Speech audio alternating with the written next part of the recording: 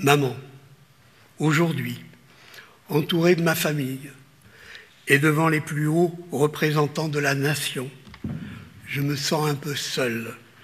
Même nos disputes me manquent.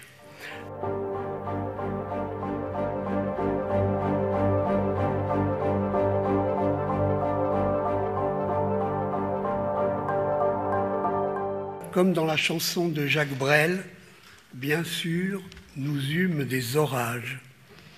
Il a pu m'arriver de me montrer froissé, c'est une litote, de t'entendre regretter publiquement, ad nauseam, de ne pas avoir eu des filles à la place de tes 3 garçons. On le serait à moins. Je n'avais pas cette information à la naissance, car sinon, nouveau-né susceptible, je serais peut-être retourné dans le placenta d'une autre, qui sait. J'ai pu faire amende honorable, en te donnant ta seule petite fille, avec laquelle tu as entretenu une relation très passionnelle. Nous eûmes des orages, des éclipses, quelques hivers et beaucoup d'étés, mais le ciel capricieux de notre relation ne fut jamais encombré des nuages sombres de l'indifférence qui, seuls, auraient pu altérer la force de notre lien. Empruntant la phrase à Marguerite Yourcenar, tu as dit vouloir mourir les yeux ouverts, et tu n'as tenu parole. Tu es parti où tu l'as voulu et quand tu l'as décidé.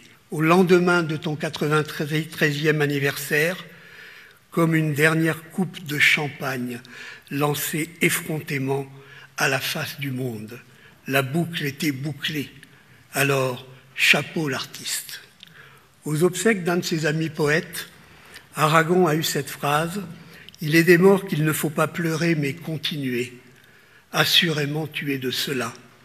Maman, aujourd'hui, entouré de ma famille et devant les plus hauts représentants de la nation, je me sens un peu seul. Même nos disputes me manquent. Mais lorsque ce manque pousse un peu trop fort sa corne, je me dis qu'il n'est rien d'autre que la manifestation de cette querelle incessante que chacun d'entre nous entretient avec sa propre faim.